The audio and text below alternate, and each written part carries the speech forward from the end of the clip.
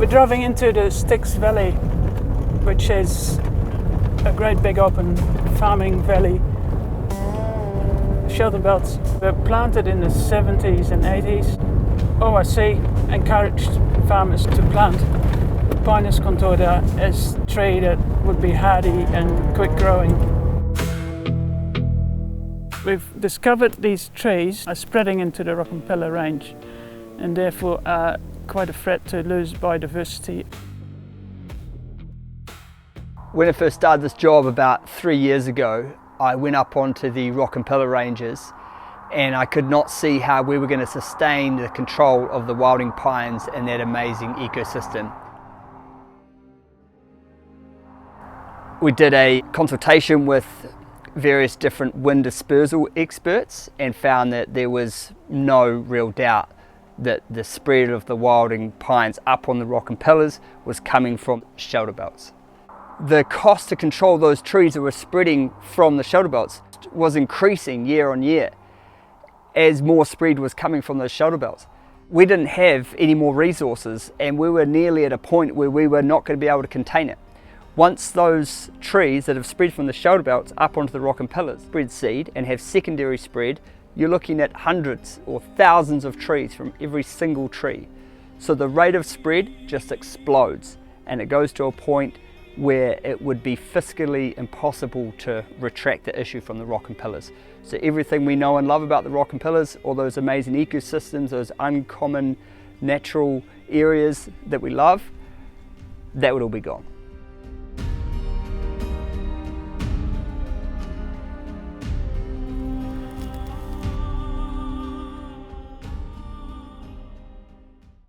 It's usually important to have shelter. We can have a southerly blast in the winter time that lasts 3 days, 4 days, and everything snow just drifts, it comes through horizontal. They're a huge expense to keep contorta trees in a condition where they're not falling over your fences, because they're so shallow rooted it doesn't take a lot when they get too tall to fall over. The branches, with the weather, they all blow over, blow on your bloody wires and brake posts and all that. Got to get the tree trimmer guy in, so say every 5 years, tidy up. It's a pretty expensive sort of project and messy. They've done a good job, don't get me wrong, but they've just gone past the use by date. Now's really time to phase them out and come in with something that's a bit more practical. To transition the contorta pine shelterbelts to natives, to me is just a no-brainer. And it resonates with the community there too. And we shouldn't forget that this community was, and some of these people, the farmers in the area, already doing this work. I just like natives. I think, we're from New Zealand. We should be growing natives. Get your birds back, get your insects back. It's got to be a plus. So we've now initiated a program that the farmers will remove contorta shelterbelts and we will fund the replanting with native species for a new shelter in the future.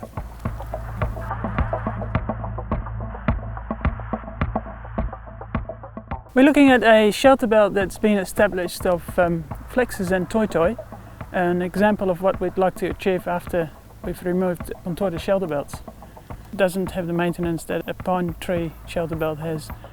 In addition to that, we get a lot more benefit of increasing biodiversity. Birds will love it and stock will get good shelter lower down to the ground.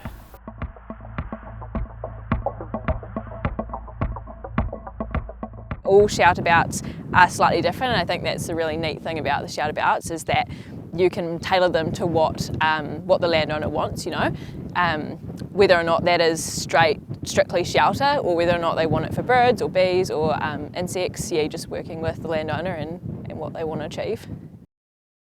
Flax, yeah, real classic, real great shelter.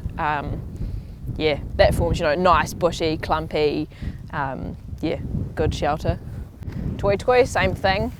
A lot of people will just simply use the flax and toitoi together because it does form a nice wide shelter.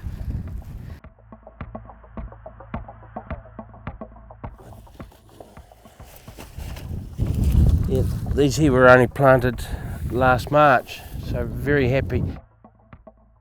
We've decided to work on a 10-year plan where we've got about 2 k's of shelterbelts to take out, but we're going to do 200 metres each year.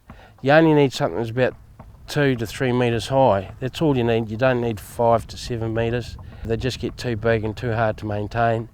And there should be zero cost in maintaining them, which is also another plus, that you don't have to go and top them and trim them for future generations. They won't have that added cost of trying to look after the pines. Humming and hawing about it, but we decided to do it. We haven't really got much natives on the place, so it's quite nice to start playing a few more around the place, yeah. It's just, yeah, nice big, you know, like a nice flexy sort of bit of toy in there, and just good shouter really. Mainly just the low cost of it really, and being wet a place that we've got here. I think the swamp flax that we'll put in with it should grow pretty well really. 10 years time you've got a nice shelterbelt here, and then we take the rest of the trees out. It's a win-win for everybody. You get rid of the source of your wilding pines. While the landowners have been busy down on the plains removing the Contorta seed source shelterbelts, we've also been busy up on the Rock and Pillar range removing those seedlings that have come from those shelterbelts, stopping the secondary spread and preventing them from doing any more damage and letting them get away.